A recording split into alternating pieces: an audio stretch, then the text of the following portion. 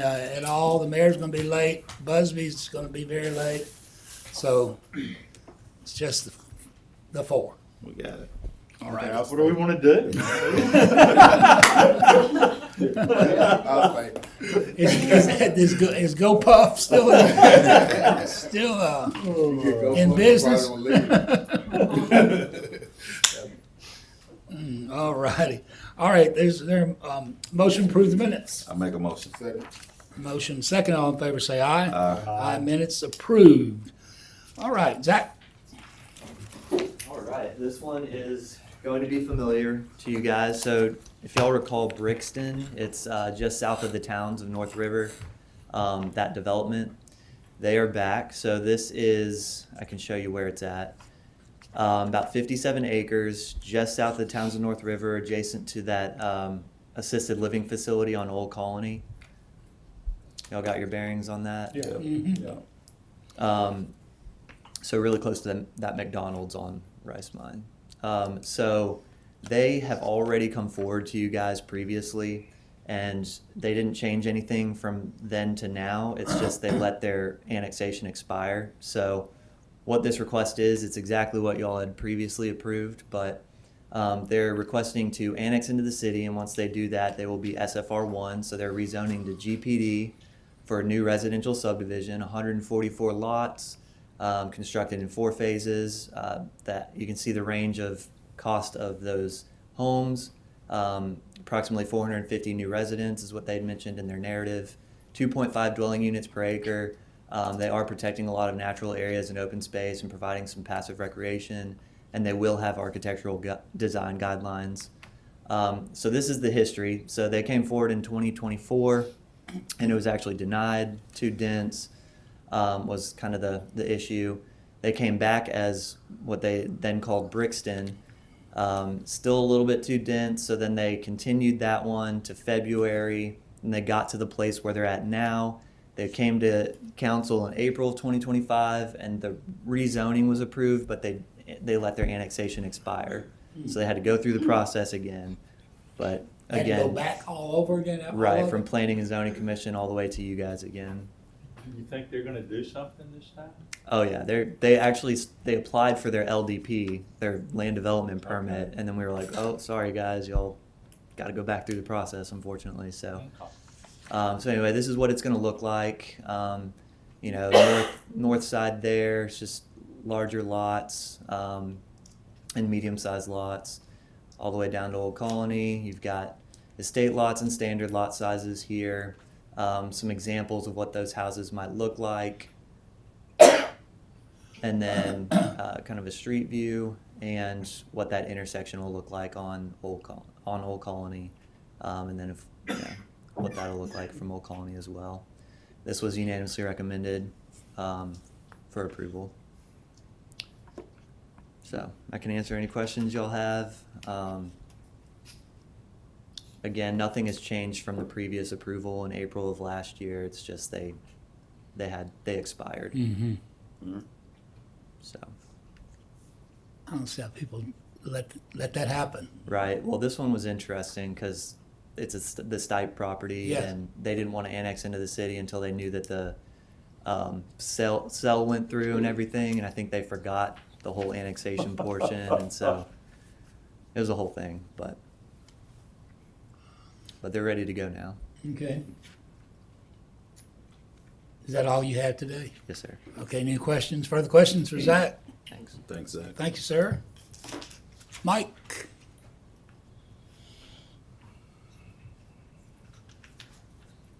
Good afternoon. Afternoon, Mike. This is a street vacation on 14th Avenue. There's the location there, landmarks. The little larger building to the north, that is the Builders Group building that sits there just on the east side of 359. They own the property to the south of their building. They're going to remove those 3 homes and develop a set of townhomes. They came to us with a request to vacate a portion of that right-of-way. And like all the downtown streets, These are 99-foot right-of-ways, tremendously large when they were set up in the, late 1800s or whatever. As it's obvious, 14th will never go anywhere. There'll never be any need to widen the roadway. There's already on-street parking in this location as well. So we're in support of the vacation of the 5 feet of right-of-way. There's the engineering diagram. And what it did was to help them facilitate a better looking townhome arrangement that meets some of the zoning code requirements. And it's the builders group? Yes, sir. Yeah. And y'all fine with it, no issue? Yes, sir, we are.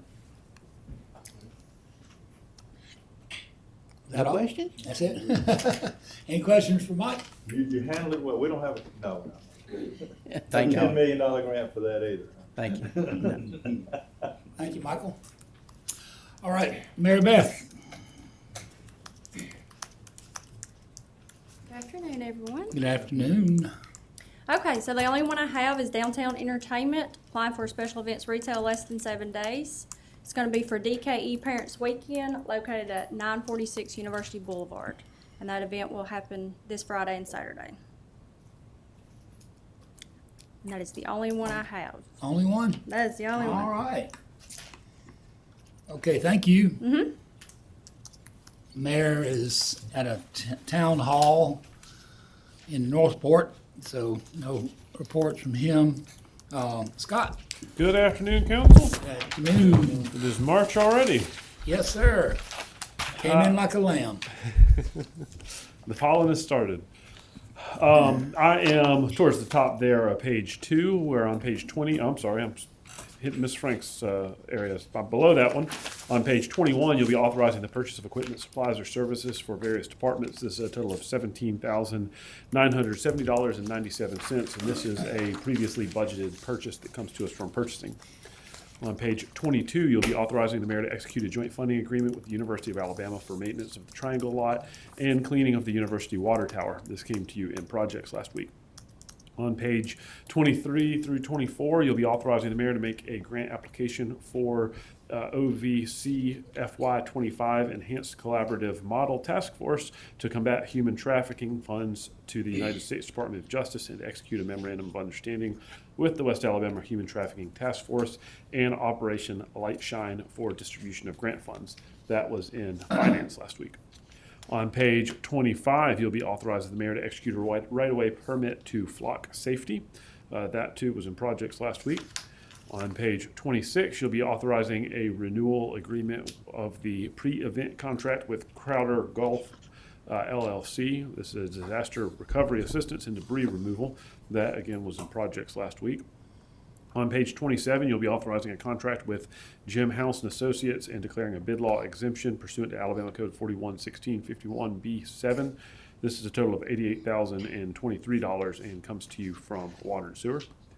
On page 28, you'll be authorizing a minor public works contract with Alabama Pro Strike.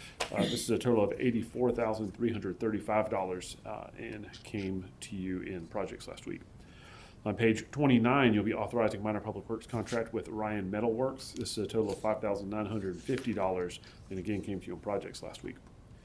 On page 30, you'll be authorizing minor public works contract with Night Sign Industries. This is a total of $4,908 and came to you in projects last week. On page 31, you'll be authorizing minor public works contract with Olympia Sprinkler Installation. This is a total of $8,300 and again came to you in projects last week. On page 32, you'll be authorizing amendment number 1 to the professional services contract with Civic Plus LLC for 311 C-Click Fix software. Maintenance and training, this is a total not to exceed $2,659.52. This also came to you in projects last week. On page 33 through 34, you'll be tentatively awarding a public works contract to Southeastern Seal Coating for the 36th Avenue East Rainbow Drive Culvert Replacement Project. This is a total of $194,596 and again came to you in projects last week. On page 35, you'll be authorizing a professional consulting and related services agreement with Duncan Coker Associates. for Phase 2 of the Rosewood-Linwood Drainage Improvements Project. This is a total of $9,200, and again came to you on projects last week. On page 36, you'll be authorizing a professional services agreement with Varic Biogas, a division of Ovivio, for the wastewater gas conditioning system startup project. This is a total of $9,000 and came to you in projects last week. On page 37, you'll be authorizing a professional services contract with ADCO companies for the Fletcher Plant boiling system startup project. This is a total not to exceed $40,000 and came to you in projects last week.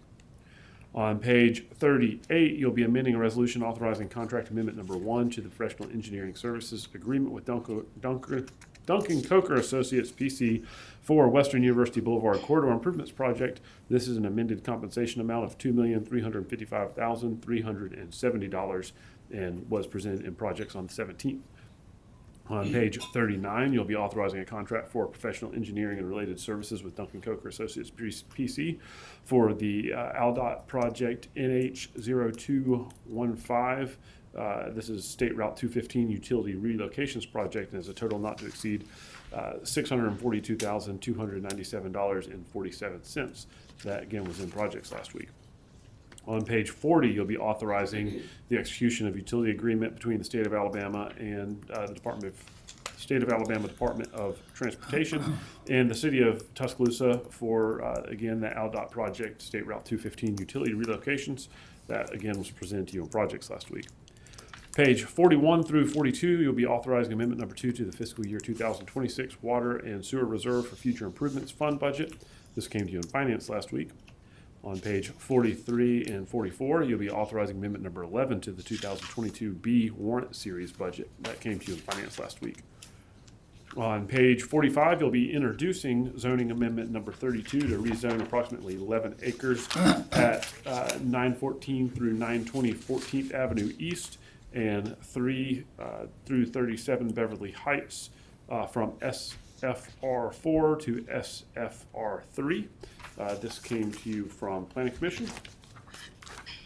On page 46, you'll be authorizing amendment number 8 to the fiscal year 2026 general fund budget. That came to you in finance last week. And on page 47, you'll be setting March 31st, 2026 as the date for public hearing to consider the adoption of the zoning amendment number 32, which is the one I just referenced. And that again comes to you from the Planning Commission. Are there any questions for me? Yeah, Scott, I do, so the March 31st, that's for the vote on Beverly Heights. Yes, sir. And also, back on page,